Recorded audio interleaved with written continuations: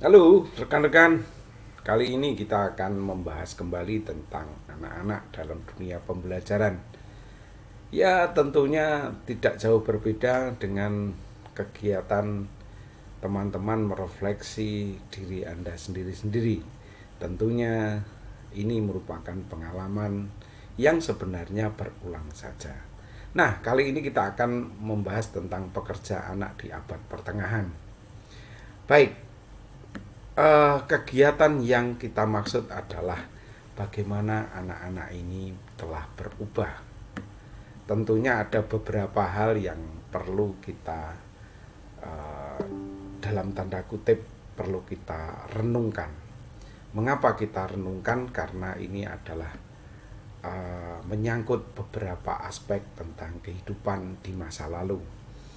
Ya, di masa dahulu anak-anak dipekerjakan, di masa-masa kegelapan anak-anak diperkerjakan oleh para bangsawan dan para tuan-tuan yang memiliki modal besar.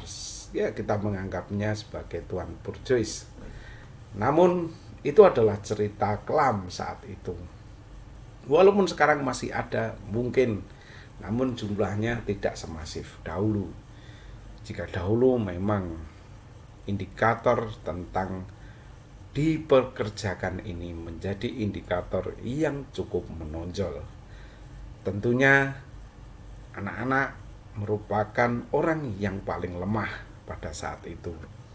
Baik, kegiatan itu merupakan konstruksi yang mempengaruhi belajar mereka. Sebenarnya dari pertanian menuju era industri itu tidak mengalami perubahan signifikan. Hanya saja ladang yang menjadi tempat berproses pengembangan bahan makanan menjadi pasca kegiatan panen, ya, pasca panen. Mungkin itu yang kita sebut saat itu di awal-awal adalah industri. Sehingga saya mengatakan pertanian ke industri sebenarnya sama saja. Itu seperti mengulang namun dalam wujud yang agak berbeda. Tentunya pada saat itu dikotomi sangat jelas kalau pertanian berada di desa mungkin, dan kemudian yang disebut industri itu berada di perkotaan. Dikotomi itu menjadi dikotomi yang sangat umum saat itu, sehingga perkotaan menjadi tulang punggung dan harapan. Saat itulah pertanian dan industri mulai menjadi dua magnet besar dalam kegiatan pembelajaran. Rekan-rekan semuanya, memang kita tidak sanggup mengcapture keseluruhan. Namun, capture yang pertama ingin saya sampaikan adalah anak-anak. Anak-anak ini tentunya mengalami migrasi dari sebuah ladang yang hijau pada saat ditanam, kemudian panen, berubah ke pabrik. Dikotomi kita dalam berbagai visi visual yang pernah kita lihat di film dan sebagainya. Pabrik-pabrik zaman dahulu adalah bangunan yang gelap dan kotor, karena memang dipenuhi oleh mesin-mesin yang sangat dalam tanda kutip ini sangat mengerikan, karena bising, keras dan sebagainya. Ini yang mengakibatkan dunia industri banyak dilakukan refleksi, dan beberapa bahkan menganggap itu suatu kemunduran, bahkan mengecam. Namun kali ini kita membahas dari sisi belajarnya. Rekan-rekan semua, perubahan itu tidak bisa kita hilangkan.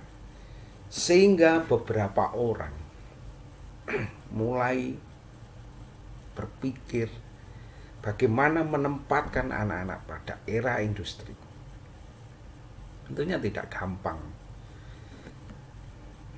Karena di era inilah mereka sudah memiliki keinginan, karena wujud mesin dan sebagainya, mereka mempunyai sebuah cita-cita.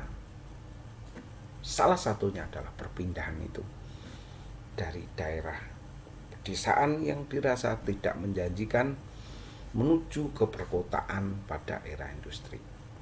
Inilah kaum-kaum cendekiawan, kaum-kaum akademisi mulai berpikir. Ya, mulai berpikir. Dengan demikian, maka sebenarnya mereka telah mendudukkan konstruksi di era pendidikan ini bahwa belajar adalah pekerjaan. Saya pernah mendapatkan sebuah KTP, dan pekerjaan itu adalah pelajar, dan sekarang masih legitimate.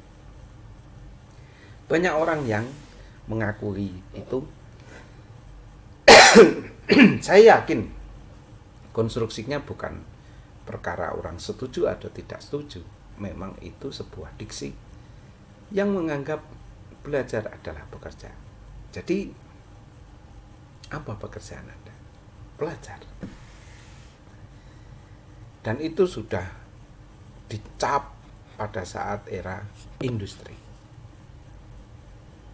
Sehingga beberapa orang dalam konstruk ini adalah memasukkan kategori belajar dalam sebuah pekerjaan. Boleh dibilang sebuah kecelakaan. Namun ini lebih baik ketimbang mereka bekerja di industri itu. Ya, hanya lebih baik. Tapi teman-teman harus berpikir dan merefleksinya sehingga betul-betul dalam. Rekan-rekan, silahkan merefleksi.